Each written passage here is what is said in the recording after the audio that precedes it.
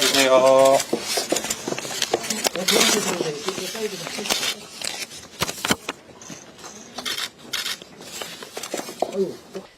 야 5당에서 최상목 기재부 장관에 대한 탄핵안을 발의했습니다. 최상목 현재 권한대행은 지난달 27일 날 헌법재판소에서 마은혁 재판관을 임명하지 않는 것이 위헌이다. 국회의 권한을 침해했다라고 재판관 전원일치 판결이 있었음에도 불구하고 그 판결을 아직까지 따르지 않고 있습니다. 이미 3주가 지났습니다. 우리 헌법과 헌법재판소법에 따르면 권한쟁의 심판이 인용됐을 경우에는 그 인용된 취지에 따라서 구체적인 처분을 하여야 한다라고 되어 있습니다. 그런데 이 법마저 지금 무시하고 있는 것입니다. 다시 말해 헌법재판소, 법원의 판단을 행정부가 대놓고 무시하고 헌법재판소를 능멸하고 있는 행위에 대해서 국회가 이를 바로잡기 위해 오늘 탄핵안을 제출했습니다. 헌법재판소의 판결을 능멸하는 것은 헌법 질서 자체를 능멸하는 것이고 더 나아가서는 대한민국 자체에 대한 존재의 부정과 능멸이다. 저희는 그렇게 보고 있습니다. 그래서 매우 엄중한 사안으로 보고 이에 대해서 국회가 바로잡기 위해서 오늘 탄핵안을 제출했습니다. 사유를 간단히만 설명드리고 말씀을 좀 다른 분께 넘기겠습니다. 총 4가지 탄핵 사유를 삼았습니다. 첫 번째가 지난 12.3 내란과 관련해서 공범 혐의가 있다라는 것입니다. 잘 아시는 것처럼 지시문건을 받았고 이를 기재부 차관에게 다시 넘겨서 이행을 지시한 것이다라는 의혹이 제기되고 있고 저희는 그것을 내란의 공범으로 보고 있습니다. 두 번째가 방금 말씀드렸던 가장 중요한 탄핵 사유인 마은혁 재판관을 임명하지 않는 행위입니다. 마은혁 재판관을 임명하지 않는 행위는 2가지로 나눌 수 있습니다. 헌법재판소의 권한쟁의 심판이 있기 전과 헌법재판소의 판결이 있은 이후로 나눌 수 있습니다. 둘 다 자기 의무가 발생했지만 헌법재판소 판결 이후에는 헌법재판소법에 따른 처분을 할 의무가 별도로 더 발생했기 때문에 이것은 또 다른 탄핵 사유가 돼서 마은혁 재판관을 임명하지 않는 행위는 2가지 탄핵 사유가 행위가 존재한다 이렇게 보시면 좋겠습니다. 세 번째가 마용주 대법관을 임명하지 않는 행위도 같은 논리로서 저희가 탄핵 사유로 삼았습니다. 특히 마용주 대법관 같은 경우에는 윤석열 대통령이 국회에 인사청문회 요청서를 보냈습니다. 다시 말해서 직무가 정지되기 전에 윤석열 대통령이 임명할 의지가 있으니 국회에서 동의를 해달라고 요청을 보낸 사람임에도 불구하고 아직도 임명하지 않고 있다는 심각한 문제가 있습니다. 네 번째가 상설특검에 따른 특별검사 임명 의뢰를 하지 않은 행위입니다. 이 역시 지금 최상목 권한대행이 된 이후로 85일째 법에 명확하게 되어 있는 의무를 이행하지 않고 있습니다. 그래서 이 4가지를 저희가 탄핵 사유로 삼았습니다. 반드시 헌법재판소에서 저희가 가결하고 헌법재판소에서도 이 부분은 인용될 것이다라고 저희는 강력하게 생각하고 있습니다. 최상목 권한대행의 위헌 위법한 행위가 많지만 그중에서도 가장 중요한 것은 저는 헌법 수호의 의지가 없다는 점입니다.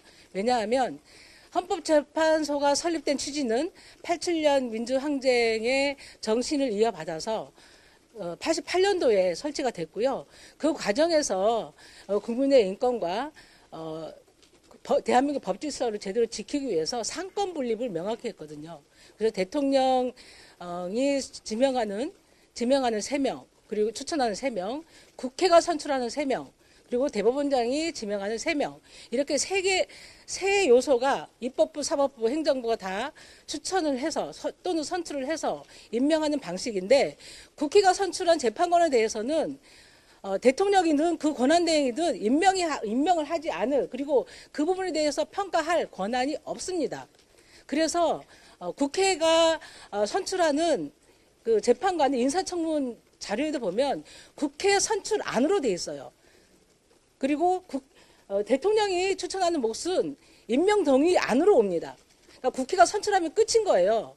그러니까 임명장을 하는 거는 그냥 형식적인 절차입니다. 근데 그런 것을 무시하고 임명을 안 했고 그 부분에 대해서 헌법재판소가 임명하지 않는 부분에 대해서 위헌이 다 결정을 했음에도 불구하고 그것을 임명을 이행해야 될 책무가 있음에도 불구하고 아직까지도 임명하지 않는 점은 굉장히 헌법 재판소 설립 취지도 안 맞고 대응으로서 헌법 수의 의지가 없다. 이렇게 굉장히 중대한 위헌 사유가 있기 때문에 우리는 야 5당이 공동으로 그 탄핵 소추안을 냈다라는 거고요. 늦었지만 우리가 국회가 할 일을 오늘 책무를 다하고 있다. 이렇게 말씀을 드리고 싶습니다. 많이 늦었습니다. 그 점 국민들께 참으로 송구하게 생각합니다. 12.3 윤석열의 친위 쿠데타를 진압한 직후에 윤석열 내란 우두머리를 탄핵함과 동시에 이 내란에 가담했던 혹은 그런 의혹이 있는 책임이 있는 국무위원들을 모두 책임을 물어서 탄핵을 했었어야 됨에도 불구하고 국정의 안정을 위해서 뭐 여러 가지 고민들 속에 그러지 않았습니다. 그 결과가 지금 이렇게 내란 세력들, 내란 부역자들이 준동하고 머리를 쳐들고 내란을 지금까지도 선동하고 내란 우두머리를 옹호하고 있는 결과로 나타났다는 점에 대해서 국회의원으로서 많은 깊은 책임감을 느낍니다. 지난 100여일에 가까운 시간 동안 권한대행 최상목이 하지 않은 일들과 한 일들이 있습니다. 근데 이 두 가지가요, 별로 다르지 않습니다. 공통점이 있습니다. 바로 내란 세력 그리고 내란 우두머리 윤석열의 이익에 부합하는 그 목적 하나로 어떤 일은 하지 않고 어떤 일은 했다라는 점을 말씀드립니다.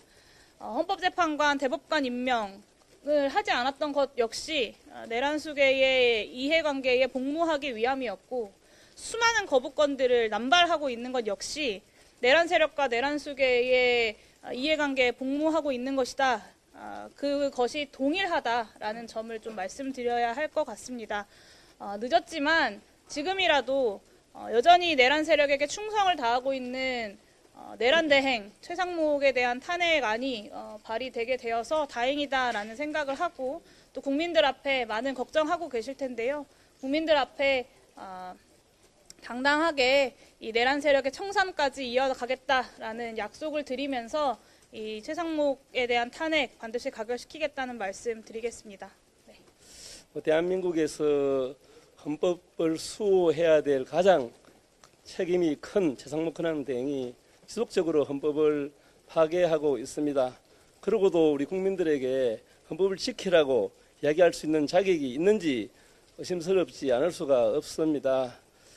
단지 많은 헌법재판관을 임명하지 않았을 뿐만 아니라 앞으로도 계속적으로 헌정질서를 파괴할 우려가 크기 때문에 탄핵소추안을 발의했다고 생각합니다. 이로 인한 모든 책임은 본인 당사자와 그를 지지하고 엄호한 국민의힘에게도 엄중한 책임이 있다고 생각합니다. 우리 진보당도 또 이 탄핵 사태가 마무리될 수 있도록 최선을 다하겠습니다. 예, 감사합니다.